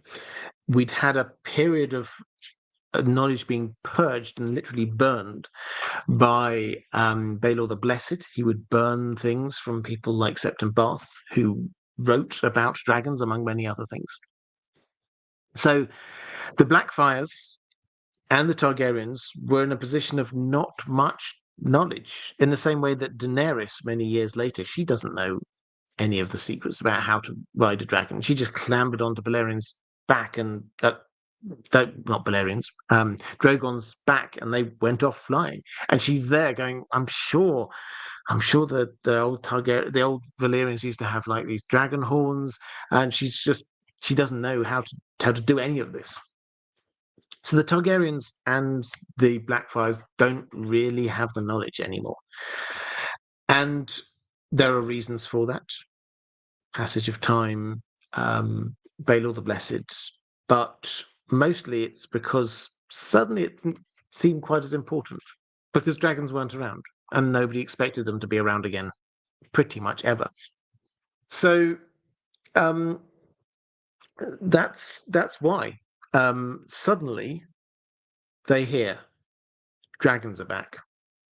Daenerys has got dragons. We've not been training him for dragons. We're expecting him to be launching this normal invasion, and then suddenly we've got dragons to deal with, and we don't know about dragons. So this person has stumbled into their lap who knows a lot about dragons. Yes, it makes absolute sense to say, write it all down. We need to know this, because at this moment in time, the plan is they're going to go south and meet up with Dany and her dragons, and then they will jointly go and invade Westeros. Dany doesn't know any of this, of course, but that's their plan. So they think that he's going to meet up with them, and they probably, in the back of their minds, going, yeah, and he can probably ride one of those dragons as well. He's not been brought up thinking he could ride a dragon, because dragons don't exist. So any information they can get, they will happily use. Alexander the Just Okay saying, here's another theory. Theon killed his kids. If I recall correctly, he was a few years older than Robb, and we know from his own POV that he had slept with the miller's wife more than once. When he killed the miller's kids in guise as Bran and Rickon, could the younger lad representing Rickon be his own son? As much as I remember, we aren't told or see anyone being called a kinslayer for killing a ward sibling, and also I don't recall him killing any of his own blood. Is being repeatedly called a kinslayer George R. Martin's way of implying, hey, maybe he is. Maybe this miller's boy's son was his own. Oh, poor, poor Theon. Yeah, so I really like this as a thought. So we get this is after Theon has taken Winterfell, and Bran and Rickon have escaped, and he's trying to cover his tracks, and he's trying to. How does he do this? Well, kill a couple of small boys, pretend they're Bran and Rickon, cover them in tar. Nobody will ever know. They're dead. I'm powerful. That's what he decides to do. And the boys that he picks on are these miller's sons. This is Mill just outside Winterfell. And he thinks about the woman, the miller's wife, that he had, his words, tumbled her once or twice. So this wasn't a regular thing. This was like a once or twice. Now, from his memory, she seems to be a willing participant. We don't know the truth of that, but that seems to have been what was going on. So could one or more of these children actually be his? We don't know. He doesn't know. The thought doesn't seem to cross his mind. And I think we can just say it's possible.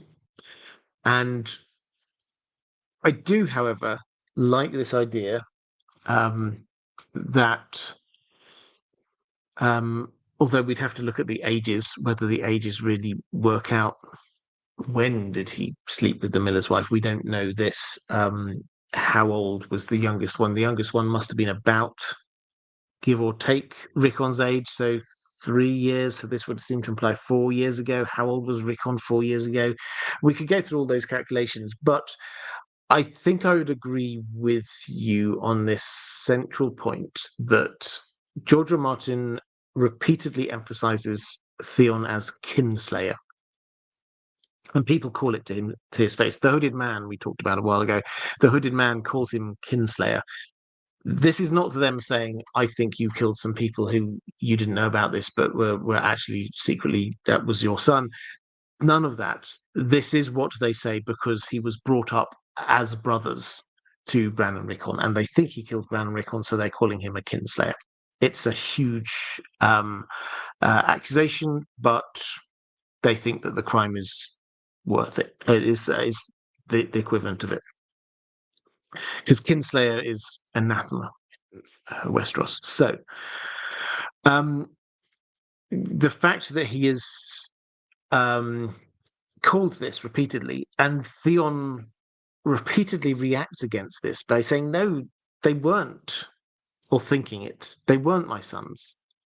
Sorry, they weren't my brothers. I didn't kill Bran and Rickon. I killed those other random kids. The fact that he keeps on going through this does mean that, yeah, George R. Martin's mind may well work to that. Well, that would be a cruel irony that he is being called a kinslayer for something he didn't do, kill Bran and Rickon, and yet maybe he actually is a kinslayer for something he did do. So, but he doesn't know. The result of all of this is that he doesn't know.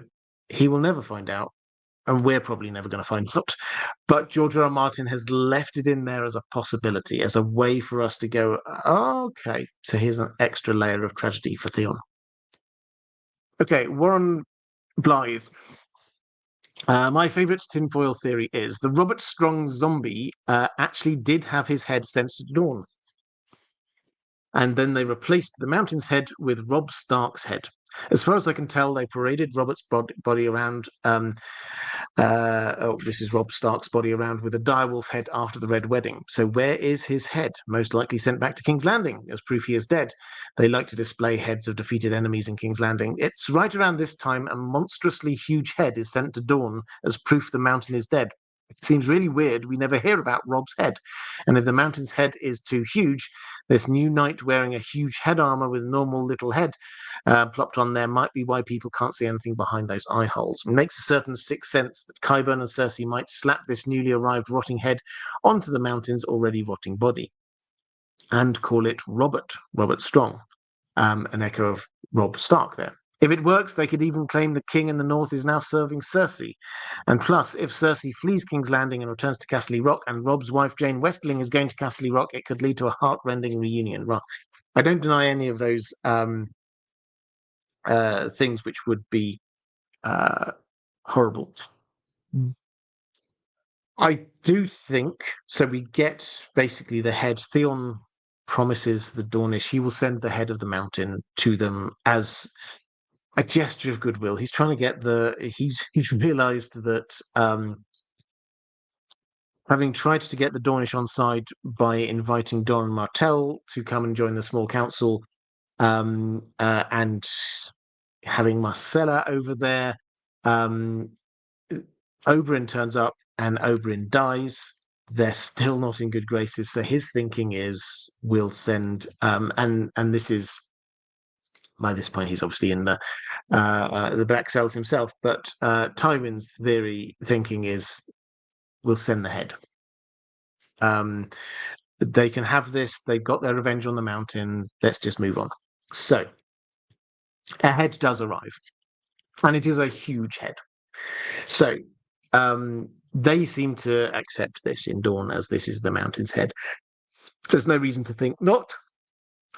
Various people have theorized that this might not be the Mountain's head. I see no particular reason why it wouldn't be. I think that they have sent it down. I think that gets them them being the Lannisters, some small sort of positive note with the Dornish. But what then about Robert Strong? So if you were taking the head off of the zombie mountain, if we're sure, as we all are, I think, that the zombie mountain, Robert Strong is zombie mountain, what then? We don't see, this is the first thing to say, is we do not see his head. He's in full plate armor. He's always in full plate armor with a full plate helmet, which covers everything and seems to be joined on. No one can see anything. It's pitch black behind the eye holes.